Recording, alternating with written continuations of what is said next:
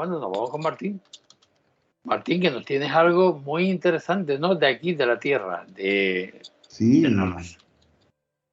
pues Nandi, yo sé que esto es muy recurrente y puede sonar otra vez, qué pesado, va a hablar otra vez Martín del Barranco de Badajoz, qué manido. Pero esta vez, no sé, quise darle un pequeño, no sé, buscar cosas que no sean tan conocidas o que no sean tan habladas, sobre todo para la gente que no es de aquí, ¿no? Y me quise centrar en algunas, ¿no? ¿Me dejas compartir pantalla? Yo Vamos creo para que allá. mucha gente habrá escuchado hablar sobre el Barranco de Badajoz. Pero es que el barranco engloba muchísimas historias, y engloba muchísimas cosas, ¿no?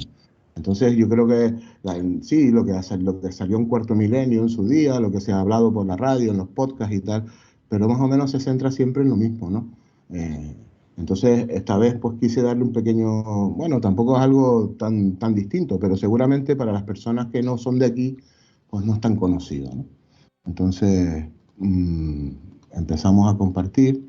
Y, y este famoso barranco, que desde hace muchísimos años se cuentan leyendas, historias misteriosas, ¿no? Bueno, pues desde épocas prehispánicas, desde épocas de los guanches, algunos menseyes utilizaban ya este entorno como residencia de invierno y su nombre original era el Barranco de Chamoco. ¿Qué pasa? Que después de la conquista se le concedieron estas tierras a don Juan de Badajoz, entonces pasó a llamarse Barranco de Badajoz, ¿no? Pues desde finales del siglo XIX, en este entorno mágico que se pierde en esas paredes tan altas y se aleja del mar y llega un momento en que estás tan metido dentro que prácticamente puedes tocar con las dos manos las dos paredes del barranco si las extiendes, ¿no? Estabas metiendo en una garganta cada vez más profunda. Pues como decía, aquí en Canarias hemos tenido que nutrirnos de las galerías. El agua aquí pues está dentro de las montañas, ¿no? Sobre todo en la ladera sur de la isla, hay muy pocos nacientes naturales y hemos tenido históricamente que meternos en la montaña a extraer ese preciado líquido que da la vida a todas las poblaciones del Valle de Güímar, que sin el agua, sin esa preciosa agua, ya verán más adelante los esfuerzos titánicos que se han hecho en esta isla a causa de poder tener agua, ¿no? Bueno, pues como decía, se hicieron muchísimas galerías en este barranco, eh, galerías que desde principios del siglo XX, finales del siglo XIX, bueno, aquí vemos la Galería de Izaña, Reza, se empezó a construir en 1912, ¿no? Pues como les decía, hay muchísimas galerías. Aquí tenemos la Galería del Almagre. Ahora mismo estas galerías hace 20 años, en mis épocas de juventud, hace más de 20 años evidentemente, estaban abiertas, ¿verdad, Nandi? Sí. Estas galerías hace ya unas décadas podíamos entrar a las galerías, podíamos explorarlas, podíamos hacer, no sé, nuestros sueños de meterte en una cueva y esa sensación de misterio, pero en los años 90 hubo una gran desgracia aquí en Tenerife, en la galería del Barranco de los Cochinos, puede ser, Nandi, no recuerdo bien, en la parte norte donde murieron varios chicos por Sí, respirar por meterse en la galería, sí. metieron demasiado profundo, no había oxígeno, empezaron a respirar dióxido de carbono y se murieron unos cuantos y entonces a partir de ahí fueron cerradas a cal y canto todas las galerías para la gente. Esto sería una galería típica, horadada a base de picos y de dinamita en la tierra y en la piedra viva, buscando, y después con esa canalización interior, buscando el agua, ¿no? Sí, Martín, Carlos ha levantado la mano. A ver, Carlos, coméntame. Sí, bueno, yo para redondear un poco tu comentario, tu exposición, ¿vale? También he estado en el Barranco de Badajoz muchas veces y una vez me dio por llevar una grabadora para grabar los sonidos del lugar. Como tío de radio que soy, gente de radio, pues adoro el sonido. Y allí hay boquedades y hay lugares muy, muy particulares y a veces hay unos silencios también bastante particulares en algunos puntos, ¿vale? Uh-huh. Y una vez, aún cerrada cal y canto, metí la mano con la grabadora en una de las galerías, la diseña, la del fondo. ¿Vale? A través de la reja, metiste la mano.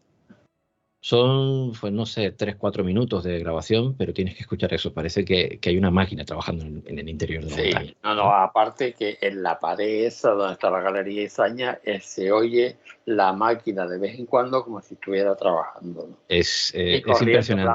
Y corriendo el agua. Es impresionante. Hoy en día. El sonido, escucharlo con los cascos es alucinante. Solo quería apuntar eso. No, muy interesante, muy interesante. Aparte de que esos silencios que decía, que yo he sido testigo de algunos de ellos, son muy inquietantes. Como veíamos en las fotos anteriores, pues es muy frondoso el barranco. Hay muchos pájaros, los pájaros se llaman y se contestan, ¿no? Desde los matorrales y tal. Y siempre estás oyendo ese tipo. Y de repente, durante 20, 30 segundos, se hace un silencio que te zumban los oídos del silencio y te quedas diciendo, ¿pero qué está pasando? ¿Qué está pasando? Bueno, que lo estoy recordando, se me está poniendo la carne de gallina ahora mismo. Y de repente otra vez vuelve a pasar ese momento y sigue la vida silvestre otra vez como si no hubiera pasado nada. Y tú te quedas diciendo, pero qué caramba nos acaba de pasar aquí. Y es muy recurrente y eso suele pasar bastante en este barranco, ¿no? Bueno, pues si quieren podemos continuar un poco con nuestras historias. Yo me imagino a Carlos metiendo la mano con la grabadora entre estos barrotes. Intentando percibir algún tipo de sonido gutural, ¿no? Bueno, yo quería un poco meterme con el tema de los nazis, porque me tropecé con unas historias que, hombre, con muy poco rigor. Vi este libro, estuve un poco documentándome, Los orígenes ocultos del Tercer Reich, de Javier Martín Espina, y vaya por Dios, pues se nombra el barranco de Badajoz en esta publicación. Sí, Himmler estuvo aquí. Y parece ser que en esas expediciones de los nazis previos a la Guerra Mundial, y justo cuando había acabado la Guerra Civil Española, ¿no? Y en esos primeros días de la Guerra Mundial, todavía habían expediciones nazis que a diferencia de otras expediciones, pues algunas pudieron, asumidas por la ANERBE, que es una sociedad ocultista que tenía Hitler, pues algunas de estas expediciones, ¿por qué no?, pudo haberse hecho a nuestro ya famoso barranco de Badajoz, ¿no? A diferencia de otras expediciones como la de Schaffer por el Tíbet o la de Edmund Keith en Tiahuanaco, en Bolivia, la del barranco de Badajoz tiene una historicidad, como decía antes, difícil de comprobar, ¿no? Y hemos de contentarnos con las declaraciones de una anciana. Puse esta foto así más anónima una anciana de que además se ha ocultado su identidad, como decía, perdón. Según ella, siendo niña, se requirieron sus servicios para amenizar las reuniones de un grupo de oficiales nazis, sus servicios como criada, como sirvienta, por favor, no piensen mal, para amenizar las reuniones de un grupo de oficiales nazis en una casona de un rico comerciante de aquí, de Arafo, del municipio de Arafo. Pues ahí se reunieron personajes, según decía esta señora, que era hija de un maestro y era una chica que aunque era una criada, era una chica culta. Y tenía conocimientos, tenía idiomas, o sea, que aunque estaba ahí con su cofia y su traje de sirvienta, haciéndose la tontita, se estaba quedando con todo lo que se estaba hablando en esas habitaciones, ¿no? Llenas de humo de puros y de whisky, donde esta gente, personajes de la talla de Joachim von Ribbentrop, el ministro de Asuntos Exteriores nazi, el jefe de la inteligencia militar Wilhelm Canaris, qué curioso que el apellido Canaris, incluso Albert Schipper, el gran amigo y arquitecto personal de Adolf Hitler, ¿no? Bueno, pues como decía, en uno de estos encuentros pudo escuchar una conversación que la dejó perpleja, cuando unos oficiales alemanes hablaron sobre la existencia de un tesoro perdido en el barranco de Badajoz. Tal y como relató más tarde, los nazis llegaron a hablar sobre una expedición organizada para recuperar dicho botín, y para la que se llegó a movilizar un submarino que tenía la misión de desplazarse hasta la zona y acometer la empresa. Esta historia coincidió también con el testimonio de varios testigos que aseguraron recordar la visita de varios oficiales nazis con atuendo de la SS a Weimar justo antes del conflicto del 39. Pues según el investigador David Helen Campos, el que escribió el libro, alrededor del año 1960 se produjo otro hecho insólito en el lugar considerado sagrado por los guanches, ¿no? En ese año un ciudadano alemán se trasladó hasta Weimar para iniciar unas investigaciones ya pasada la guerra. Se ve que este hombre consiguió algún tipo de información, de documentación o algo, y se desplazó hasta aquí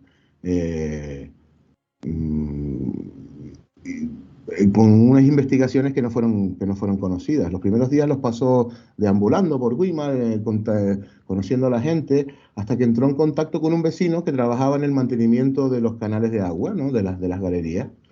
Pues inmediatamente el alemán le mostró una especie de mapa del barranco de Badajoz en el que aparecían 7 extrañas señales sin un orden aparente, pero que parecían indicar el lugar donde podría esconderse un tesoro perdido relacionado con los antiguos guanches, Nandi.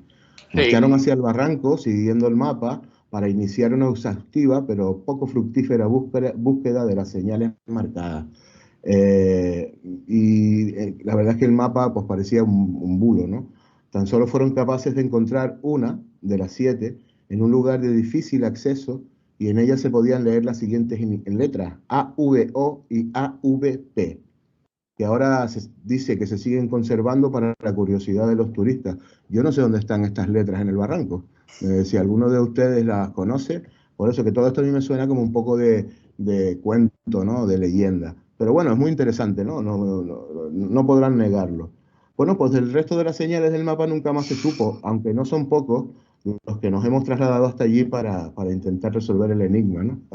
Es poco más lo que podemos decir sobre este tesoro, tan solo que Helen llega a proponer en el libro incluso la posibilidad de que los hombres de Hitler ya en su día hubiesen descubierto nuevas pistas relacionadas con las señales del mapa, pudiendo rastrear el origen de esta historia hasta la década de los 20 del siglo pasado. Dice que en aquel tiempo los alemanes ya tenían un par de sanatorios en Weimar, aunque era como una especie de tapadera, ¿no? Para encubrir otra de las excéntricas expediciones realizadas por los científicos nacionalistas alemanes antes del estallido de la guerra. Bueno, otra zona, vamos a cambiar de tercio, Nandi, porque me gustaría ahora hablar de otra zona, de otra parte del barranco, que no se suele salir mucho en los medios y que no suele ser muy conocida, sobre todo para la gente de fuera, y son la ruta de las 1000 ventanas.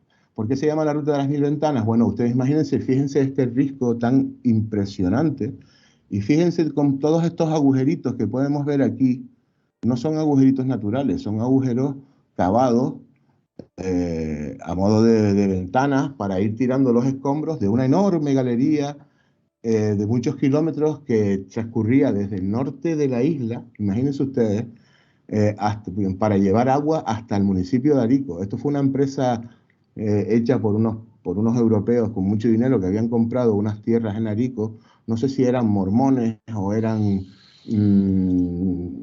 algún tipo de religión bávaras, no sé exactamente, pero bueno, eran de un culto de estos y los tíos tenían un montón de pasta y como compraron un montón de tierras en Arico y como en Arico no tenían agua y tenían un contacto que sí tenía unos nacientes de agua en la zona de Ravelo, en Lago García, pues querían trasladar, fíjate tú, el agua desde la zona norte de la isla hasta el sur. Por eso les comentaba al principio lo importante que era y todo el trabajo que ha costado hacer esto, ¿no? También lo llaman la ruta de los 1000 porque en algunos tramos, voy a poner la foto anterior, en algunos tramos de esta caída hay más de 1000 metros de caída en vertical. Sí, ya se han caído algunos ya. Sí, ya algunos se ha caído, incluso, bueno, hay leyendas al respecto también que determinaremos con alguna de ellas de Juan Carromero, Nandi. Sí. Bueno, pues fíjense ustedes las proporciones. Aquí hay un senderista asomado a una de esas 1000 ventanas y está, vamos, en medio del vacío, ¿no? Y tengo que decir antes de que nada que esto no es un sendero oficial. Hay un cartel de advertencia justo antes del principio del sendero que te dice que es muy peligroso y que personas con vértigo, fíjense ustedes las proporciones, ¿eh? Esta foto es maravillosa. Entonces las personas con vértigo y tal, pues está totalmente desaconsejado este camino. Se ha convertido como en una ruta de senderismo alternativo, fuera de los senderos oficiales, bastante peligrosa por lo que podemos ver, ¿no? Y que solamente las personas más avesadas y las personas más metidas en la materia o más expertas pues se atreven con este sendero, porque la verdad es que si tienes, como tengas un poquito de vértigo, vamos, lo vas a pasar aquí, pero fatal. Martín, Carlos ha levantado la mano. Don Carlos, coménteme usted. No, podría seguir compartiendo esa foto. Yo hice esa ruta, la ruta de las mil ventanas, de los 1000. Y justamente donde está, unos metros después, donde está el cartel, justamente donde empieza el sendero, hay todavía, no sé si ya la han retirado, tú que vives por ahí cerca, me lo puedes confirmar, una excavadora que, bueno, se les riscó, como decimos aquí, y la dejaron ahí arriba porque es impracticable sacarla, ¿vale? Sí. Desde abajo se ve como un punto naranja en lo alto de la montaña, en la ladera de la montaña. Pues justamente ahí, esa que vemos ahí, justamente esta ahí... excavadora lleva aquí muchísimo tiempo. Sí, justamente ahí es donde comienza el sendero. Sí. Y literalmente tienes que, desde ese camino, que es donde ahí vemos la tarjea a la izquierda, tienes que asomarte a lo que nosotros llamamos el risco, o sea, el acantilado, para hacer el camino de entrada, ¿vale? Es muy peligrosa. Es extremadamente peligrosa, sobre todo en algunos tramos. En la fotografía anterior vimos que había una chica fuera de la cueva y parecía que estaba pues, haciendo Spiderman, ¿no? De pie en lo que parecía pues la vertical de la montaña. Es que hay algunos tramos, ahí vemos a la chica de esa especie de camiseta naranja. Sí. Hay otra que hay que... Hay tramos en los que, o sea, los agujeros están en los tramos en los que la montaña sale hacia afuera, digamos. Imaginemos que es como una especie de serpiente, ¿vale? Y cada onda hace que, para mantener la tarjea es esa especie de río artificial donde está sentado el señor que está dentro donde pasa el agua por ahí. Exactamente. Además tiene que tener cierto nivel para que el agua caiga de manera natural. Eso es una tarjea. Vale. Pues para que vaya lo más recta posible, hay tramos en los que la tarjea sale por fuera de la montaña, ¿vale? Y otras en las que lo hacen por el interior de la montaña, ¿de acuerdo?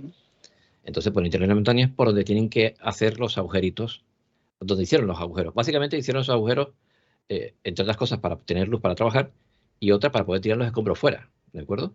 Claro. Eso también es otra razón por la que los abrieron.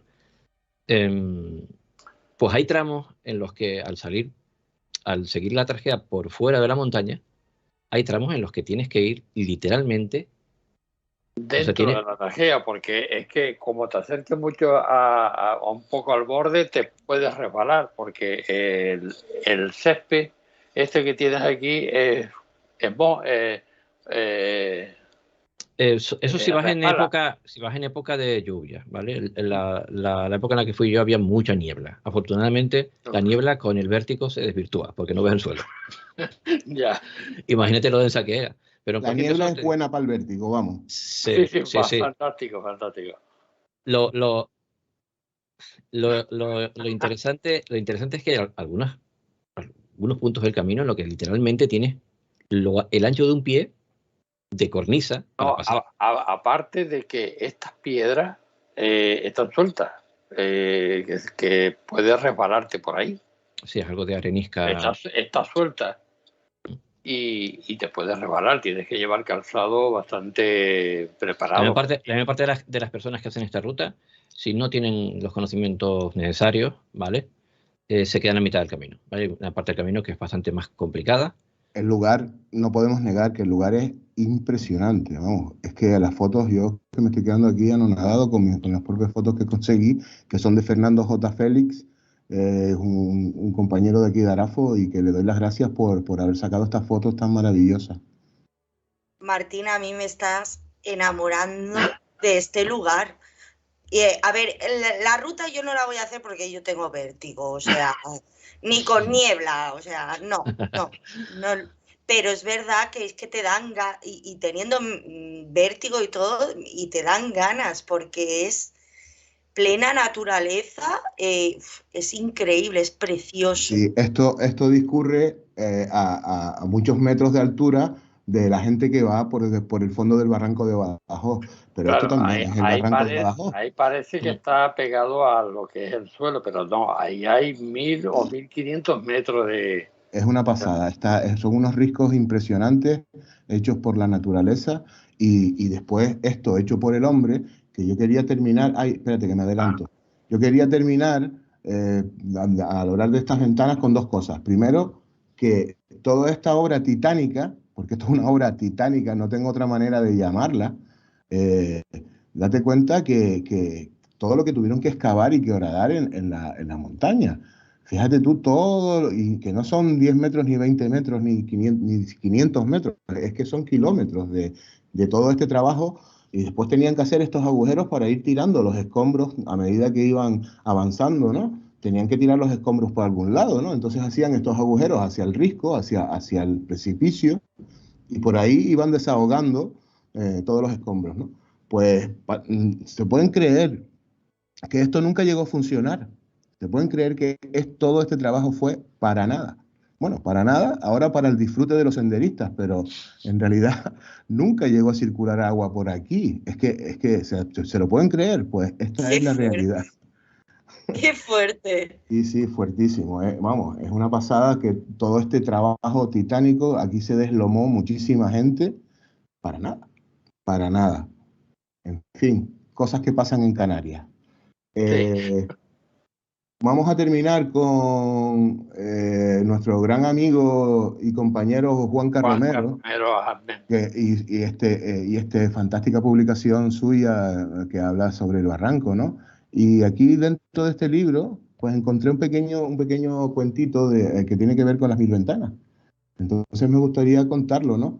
Y como decía, pues también hay historias de fantasmas, ¿no? En el barranco de Badajoz, a esa altura, ¿no? A la altura de las 1000 ventanas.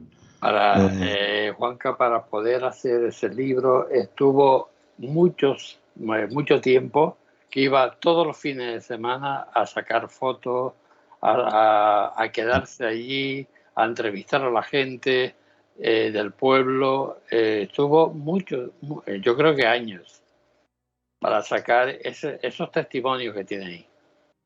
Sí, bueno, pues tú sabes que una de esas personas, porque él se entrevistó con muchas personas que le contaban cosas, ¿no?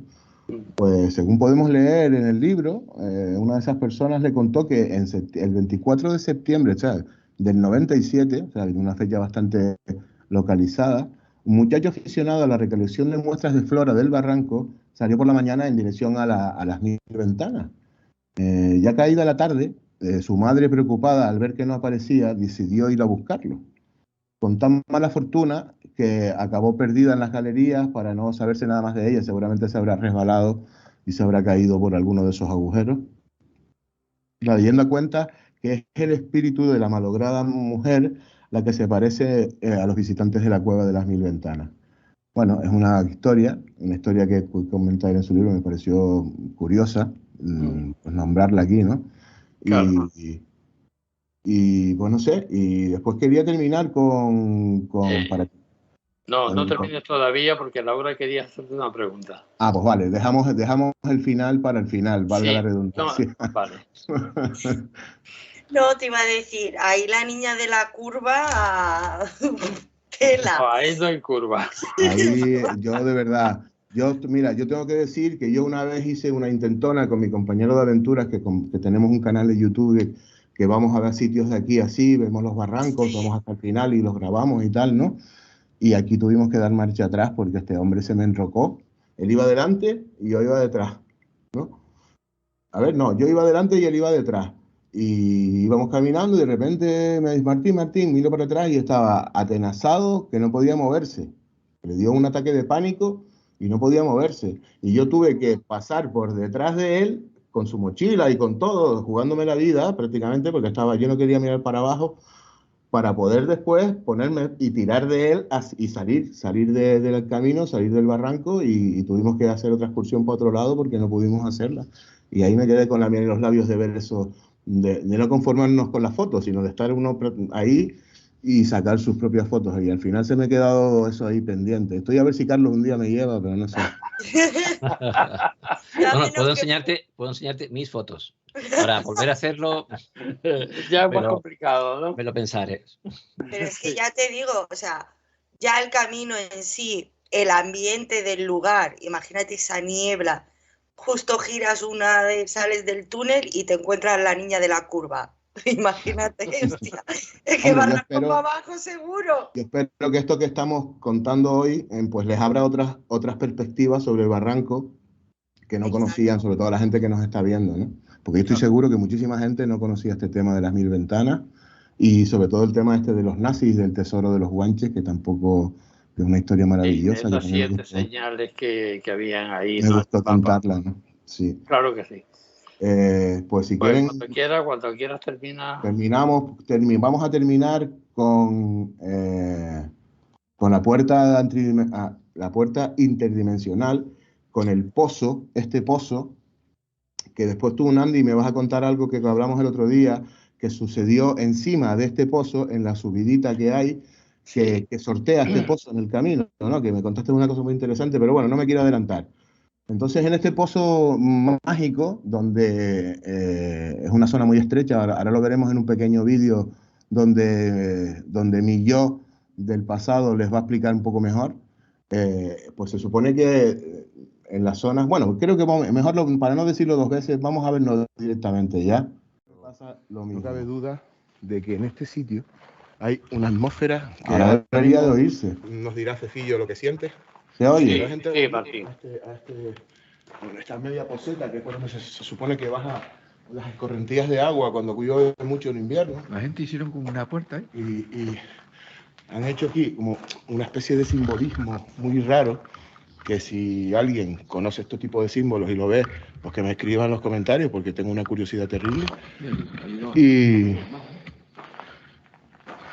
esto se ve que es una zona donde algunos rituales de vete tú a saber qué carácter, si de carácter luminoso o carácter oscuro, se han cometido en este sitio.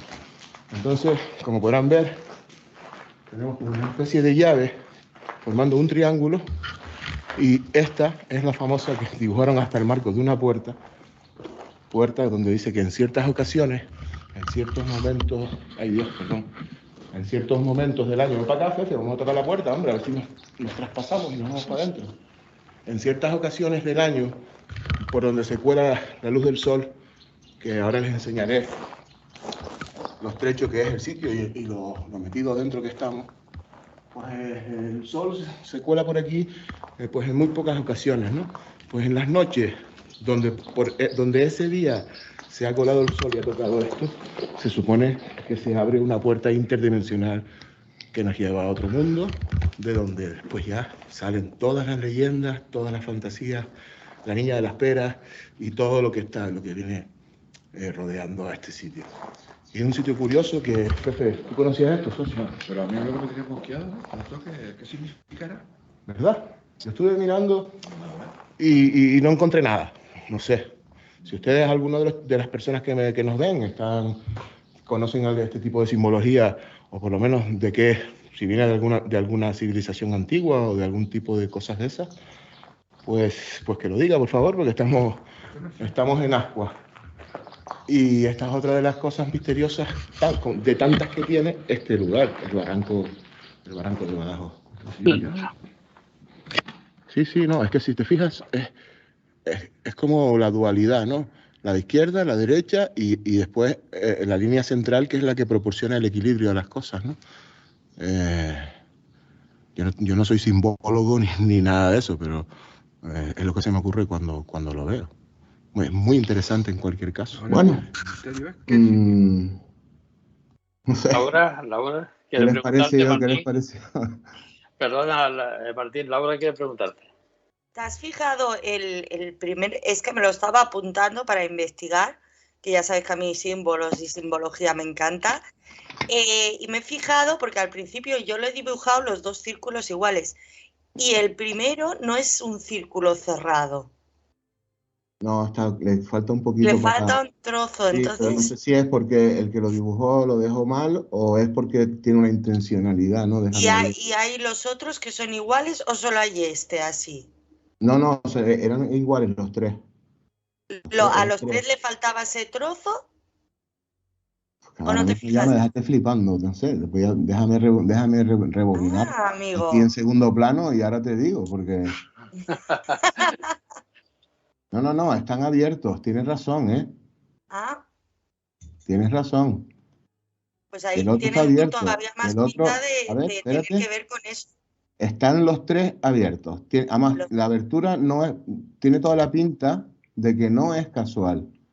Vale, mira, voy a poner un fotograma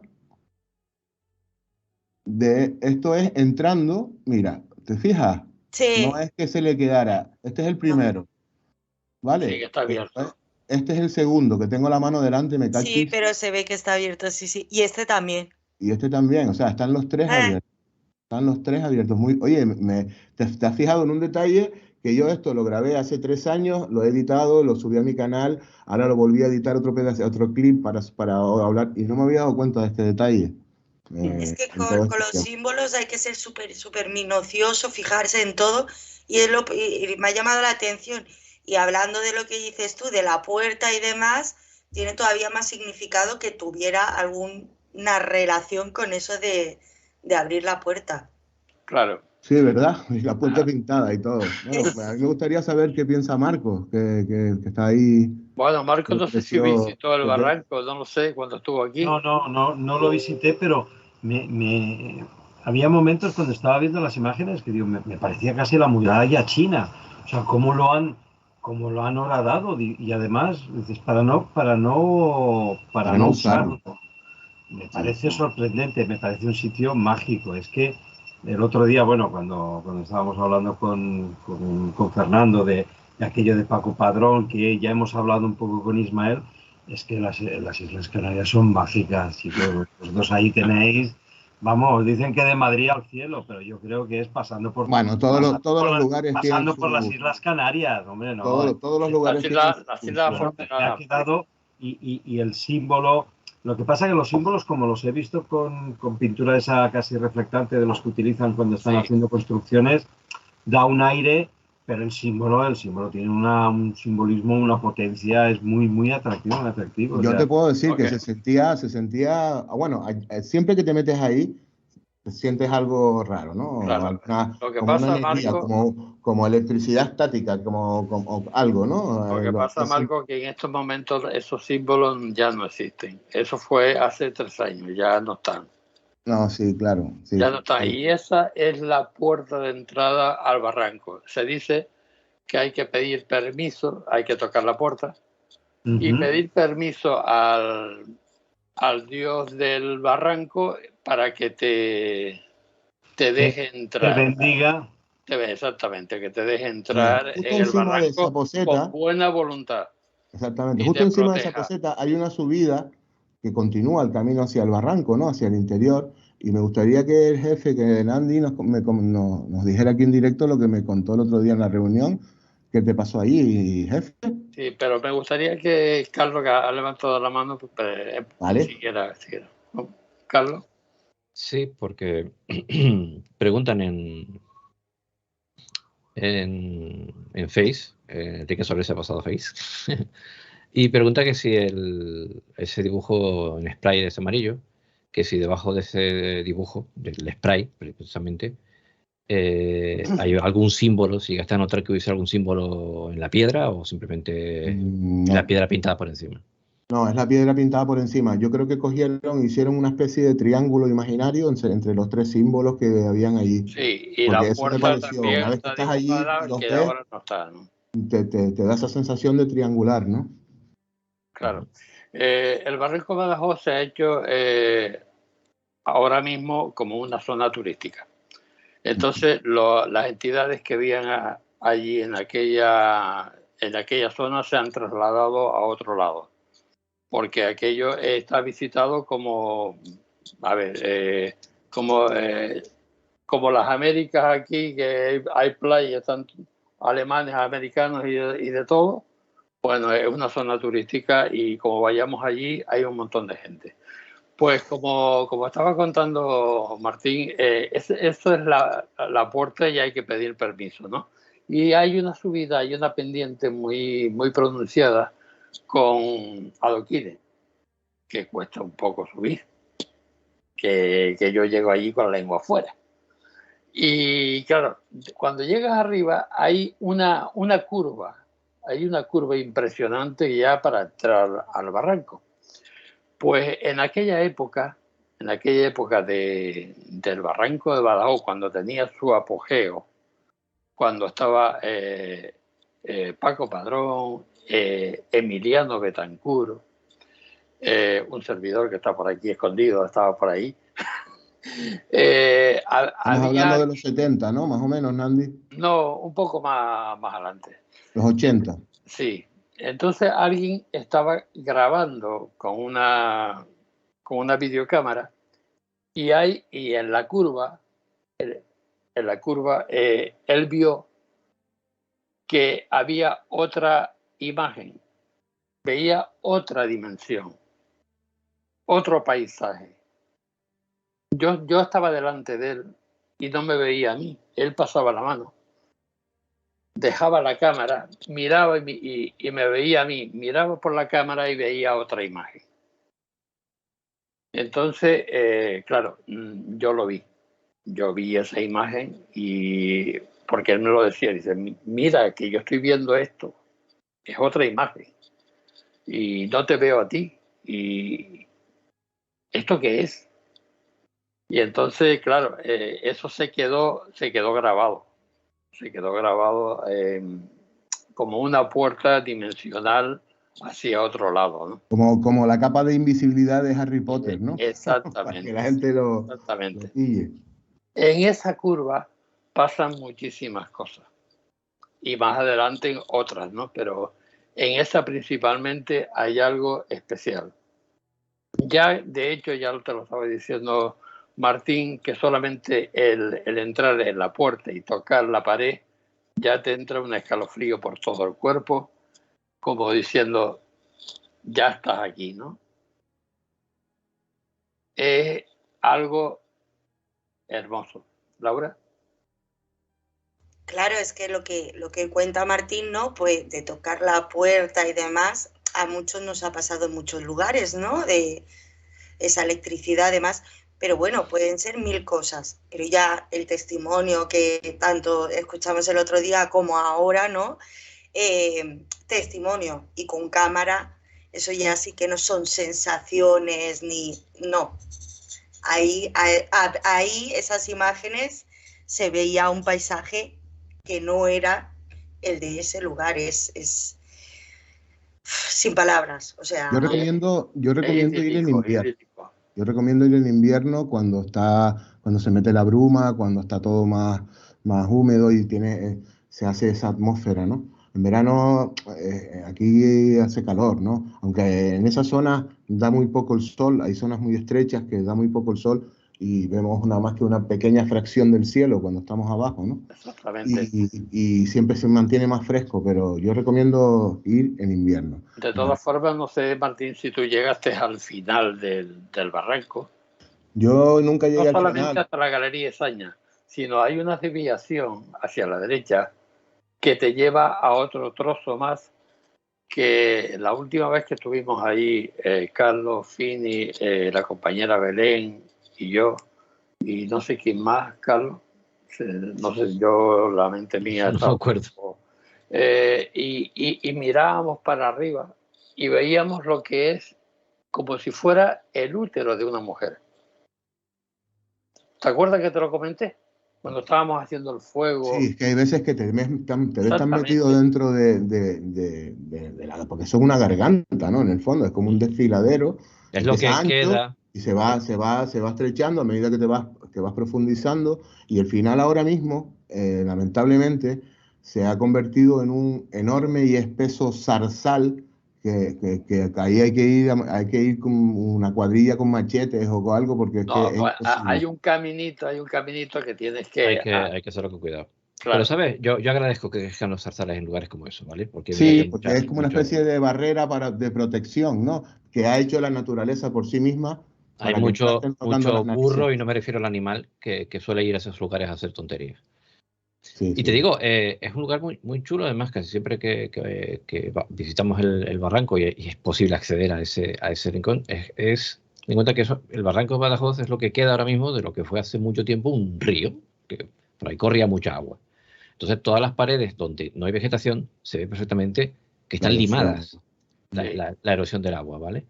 Y a ese rincón al que llegas es como un salto de agua. Tienes que subir con unas piedritas para subir a ese entorno y sigue subiendo como escalonado hasta y se pierde en los confines de la montaña.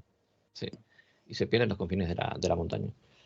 Y esa zona es como abovedada, ¿vale?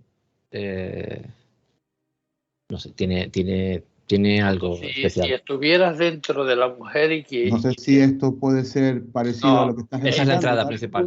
La curva que yo te digo. Esa es la entrada principal, por encima de... Esta es la curva que decías tú, jefe, ¿verdad? Sí, exactamente. Donde vi la puerta dimensional. Vale. Cuando das aquí la curva. Sí, que giras aquí por aquí. Exactamente. Es un sitio flipante. Y es literalmente pequeño. El recorrido se hace, si empiezas desde la zona que se llama el Cabuco, ¿vale? Que está justamente debajo de lo que acabamos de ver. El camino, que es la parte más estrecha, digamos, del barranco, se hace relativamente fácil. Fácil. El terreno está complicado, pero el camino es corto, ¿vale? En la antigüedad el camino era bastante más largo, pero claro, la parte exterior, que es la zona más llana del Valle de Güímar, ahora está de una parte horadada, porque no han utilizado para sacar áridos, otros lo han usado de basurero, eso también lo sabemos. Sí. Y otra parte, pues están son zonas de fincas privadas. Pero aún hay una parte en la que hay un sendero, que se llama el Sendero de las Siete Cañadas, que se pasa por los restos de las construcciones que hicieron ahí los operarios que trataban de sacar agua de la montaña.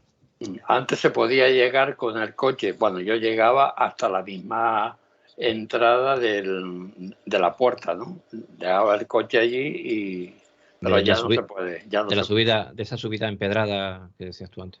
Sí, Laura. Fijaros de lo que estamos hablando, algo de miles y miles de siglos, que es lo sagrado, lo femenino, el útero. El útero, sí, porque es que me di cuenta porque estábamos haciendo unas fotografías allí y al mirar para arriba digo, Carlos, mira aquello, ¿a qué te parece? Y es que todos dijimos lo mismo, ¿no? Es que no nos habíamos dado cuenta y parecía lo que es, como si fuéramos niños pequeños dentro del cuerpo humano de una mujer. Sí, sí. Y tuviéramos que salir, ¿no? Hacia afuera. Es como cuando... Yo me imagino hace 600 o 700 años nuestros antiguos habitantes, ¿qué sentían ahí? ¿Qué podían pensar, no?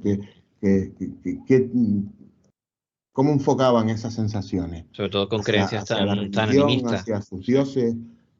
¿Cómo asimilaban este tipo de energía? Muy probablemente se lo tomaban con bastante más respeto que nosotros. Todo, pero ellos, ¿cómo gestionaban estas cosas? Muy probablemente se lo tomaban de una forma más respetuosa que nosotros.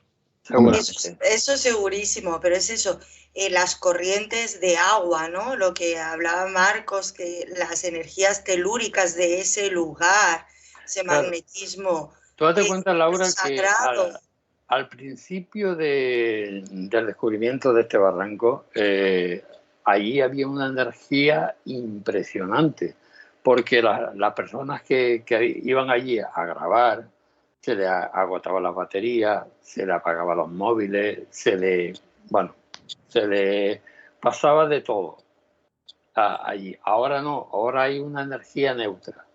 Sí, ahora está ahora no es igual. Claro, por eso te digo que aquello es una zona turística y las entidades que habían allí se han trasladado a otro lugar para que no los molestaran. Es algo muy común últimamente. Bueno, últimamente no, en estos últimos años, yo me he dado cuenta de que lugares tan energéticos desaparecen. Cuando se pone el boom de gente que va tanto por turismo como por investigadores paranormales, etcétera, la magia, las cosas que hay ahí, es como si se esfumara, como si no quisiera ese público. Exactamente. ¿Marco? Es que a mí, una de las cosas, a raíz de lo que estáis comentando, una de las cosas que me he preguntado a nivel personal, ¿no? Es cómo los habitantes antiguos, de, no sé, 600, 700, 1000 y pico de años, cómo ellos pensarían respecto de cómo creo que pensamos nosotros actualmente. No me refiero a la capacidad que tenemos, porque evidentemente la realidad técnica nos condiciona un poco, pero ¿cómo pensaría? Es decir, hablabais de qué sentiría, ¿no? Y mi primera respuesta individual era decir, quizás era más sentir que pensar, más emoción, más sentir. Y de la misma manera que estábamos hablando antes de las casas, cómo impregnamos con nuestra sola presencia o nuestro mental o nuestra energía, cómo dejamos impregnado, estos sitios también quedan impregnados de la energía de las personas que han estado allí. De eso hablábamos un día, y perdonad que lo vuelva a insistir con Ismael, ¿no? La relación que hay de determinados lugares que haya sido constatado, ya si algún día tenéis la oportunidad de hablar con él, que me imagino que sí, os explicará cosas, sí, cómo hay una relación entre la energía del lugar que se despierta a raíz de tu sola presencia. Es decir, tú actúas, el ser humano actúa como dinamizante, pero es al mismo tiempo la montaña la que hace que tú pienses. Es decir, hay, como todo en el universo, es información que va en los dos sentidos. Yo estoy y yo recibo una información por estar, pero es que por el hecho de estar yo también doy una información. Entonces, estos lugares así ya tienen un valor por sí mismo. De hecho, solamente viendo las fotos, dejan impresionado. O sea, y que he visto fotos de, por ejemplo, no sé, de una tontería, de playas en el Caribe. Así que hermosa. Pero estaba viendo el reportaje de Martín, las fotos, y sientes, bueno, yo no soy un sensitivo, pero digo, solamente con las fotos ya te da, ya se impregna, ya sé que parece que se palpa. Es impresionante. Yo he estado un montón de veces allí en el barranco. Sí, además tenemos que ir porque tenemos pendiente una ruta nocturna ahí al Barranco Badajoz. Sí, pero bueno, para Laura, para Marcos, si algún día se vienen para acá, ya les recomendé antes venir en invierno. La segunda recomendación, y muy importante también, si quieren de verdad sentir, es madrugar y estar allí saliendo el sol, si puede ser incluso oscuro, estar allí ya y empezar a adentrarse. Y cuando ya terminen con la excursión y empiecen a bajar, verán la avalancha de turistas subiendo, ¿no? Y ya ustedes estarán bajando, ¿vale? Porque es que si no, si se hacen los remolones un poco en la cama, pues al final lo que va a pasar es que eso va a parecer una peregrinación y no van a sentir lo mismo, no van a disfrutar igual, ¿vale? Entonces es muy importante madrugar, ¿eh? Sí. O eso lo haces un día entre semanas donde sabes que todo el mundo estará trabajando o demasiado ocupado. No. Entre semanas hay gente. También hay yo vivo aquí y te encuentras tipos de turistas, gente de la península, gente de todos lados que han oído hablar del Barranco de Badajoz. Date cuenta que ya la gente coge vacaciones en todos los meses del año. Entonces te puedes encontrar aquí gente en cualquier momento. Yo he tenido la suerte de las ocasiones en las que he ido, en las que sí, hay ocasiones en las que me he encontrado gente. He cruzado al volver y todo lo contrario, y no verme a nadie durante todo el camino, ¿vale? Y evidentemente uno tiene que estar, por decirlo así, centrado en aquello que haces, ¿vale? Si eres senderista, si eres senderista, aprendes un poco a percibir el camino a cada paso que das. Notas el terreno, notas lo que duelen los pies, notas el calor, que te quitas la chaqueta, todo ese tipo de situaciones que a mucha gente le incomoda, las cosas como son parte del camino, en realidad son parte de la vida. Sí, en la vida hay momentos en los que tienes que quitarte la chaqueta y otros en los que tienes que usar un paraguas, pues todo igual. Y cuando hay demasiado ruido, evidentemente eso se desvirtúa. O sea, pierdes la atención. O sea, tu mente, tu atención se centra en lo que tienes alrededor. Pero hay puntos, pese a eso hay puntos. Hay un punto concreto en el barranco en el que hay un árbol gigantesco ahí, creo que es un pino, que está solo, el pino ahí en medio del barranco. Todos son como manglares, por decirlo así, es flora más bien tipo arbusto, pero en un punto hay un pino. Pues justamente ese rinconcito es, no sé, hay como un punto cero ahí para mí, que yo cada vez que voy me siento y es como, no sé, es como desconectar del resto por 5 minutos que esté ahí sentadito. Claro. Tiene puntos así que igual obedece más a la subjetividad, a cómo cada uno percibe el entorno, ¿vale? Pero para mí ese punto es... Bueno, tú, no sé si consciente o inconscientemente, has elegido ese lugar como tu lugar preferido o uno de tus lugares preferidos. Y cada vez que vas y estás en ese sitio lo disfrutas de manera especial. No sé, de una manera, por decirlo de una manera natural, ¿no? Sin meternos en complicaciones. Vale. Claro, no sé si como colofón. Sí. Lleva rato ahí con la mano levantada, perdona. Sí, es verdad. Es que, claro, yo me preguntaba, acabo de decir, ¿no? De estos lugares que luego masivamente son visitados y como que esa magia se va. Pero, ¿a dónde se va? También me pregunto. Bueno, ya algún día te lo contaré. Bueno, hay barrancos. Mira, ahora me has dejado. El Valle de Weimar está aparte del número lo deja escrito, a ver si lo captas. El valle está todo lleno de barrancos, ¿sabes? Hay muchos barrancos, muchas gargantas y desfiladeros así parecidas. A ver, siguen en el mismo lugar. Lo que pasa es que la magia que tiene el barranco ha desaparecido. Entonces la han trasladado, pero siguen estando allí.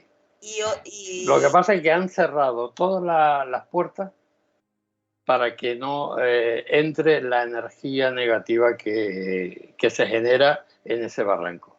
Entonces han cerrado las puertas y han abierto otros lugares. Vale. Y otra cosa, lo de la impregnación, ¿no?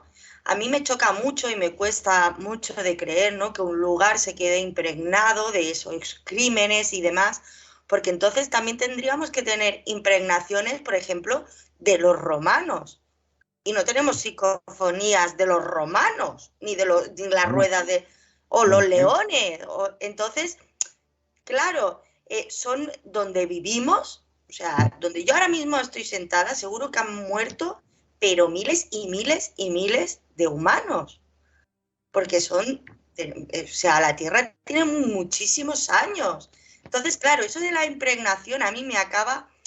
No me acaba de cuadrar del todo en mi pensamiento, porque ya te digo, entonces también encontraríamos impregnaciones, yo qué sé, de infinidad de los trogloditas, ¿por qué esos no se comunican, por ejemplo? Aunque sea con sus gritos esos que no entenderíamos, ¿no? Fíjate que yo tengo noticias, o quizá por segundas, de grabaciones psicofónicas, supuestas grabaciones psicofónicas, allí en el barranco de Badajoz, ¿vale? Pero ninguna es de un guanche. Quizá porque, no sé, igual morían en paz, pero yo tengo entendido, hay leyendas que dicen que, por ejemplo, en una de esas montañas o riscos se lanzó uno de los mensajes de Weimar, porque fue traicionado, dice la leyenda, por el conquistador. O sea que algún que otro trama, o drama, mejor dicho, en el mundo guanche también se dio en aquel lugar. Claro, Marco. En fin. Yo no sé si tiene relación lo que voy a decir en base a lo que comentaba Laura. Yo una vez leí un libro que hablaba no era de Feng Shui, pero sí que hablaba de las energías, de este tipo de cosas. Y decía una cosa que yo lo suelo poner en práctica. Él decía la persona que escribe este libro, dice, cuando tú vas a un restaurante, tú vas a un bar, tú vas a un hotel, cuando ya te vas de la mesa, de la cama donde has dormido, das 3 golpes en la mesa o en la cama y 3 golpes en el pecho. Decía, ese movimiento no explicaba el porqué, pero explicaba el efecto. Dice, tu energía te la llevas. Es decir, tú puedes estar en una mesa y el libro decía, por el hecho de estar allí, tú dejas impregnada tu energía. Imagínate que has estado muy alegre. Bien. Si no te la llevas, la persona que viene detrás se lleva una parte. pero si has estado enfadado porque has estado discutiendo con la persona con la que estabas ahí, también te la llevas, es decir, la dejas. Es decir, yo creo que tiene que haber una relación entre nuestro nivel de sensibilidad, el nivel de capacidad de dejar, porque no todos dejan de igual manera, ¿no? Pero que siempre hay un rastro. Yo estoy seguro, seguro, ¿eh? O sea, forma parte, no sé, vamos, ahora, muy buen apunte para seguir profundizando, porque lo que yo he dicho es muy sencillo, muy simple, ¿no? Pero debe ser muy profundo, seguro. Muy interesante. Claro, Martín, ¿has terminado tu exposición? Sí, bueno, yo espero que les haya gustado este pequeño recorrido alternativo por el Barranco de Badajoz. Sí, ya era hora de retomar esa historia, porque hacía mucho tiempo que no la cogíamos, ¿no? Además tenemos pendiente, ya te digo, una visita nocturna al Barranco de Badajoz. Sí, a ver si tenemos oportunidad de ver todas esas luces extrañas que yo he recibido, recogido de lugareños, testimonio de luces extrañas que Miren, bajan del cielo y se meten en el barranco. La última vez que fuimos por la noche al Barranco de Badajoz. Y se introducen por la pared. Sí. Pues yo recuerdo perfectamente que nos encontramos como mínimo dos grupos de personas en medio de la noche en mitad del barranco. Y o sea, que imagínense ustedes hasta qué punto de visitado está, ¿no? Claro. Entonces, como anécdota nada más, ¿no? Y recuerdo que unos iban con chanclas. Digo, esto se van a acordar de mí cuando iban con chanclas, es verdad. El típico turista dominguero que ha oído hablar del barranco y se mete por ahí sin... Sí. Con unas rocas así grandes por el camino. Ya no sé cómo habrán quedado. Muchísimas gracias, Martín, por recordarnos estas historias. Encantado. Muchísimas gracias. Bueno.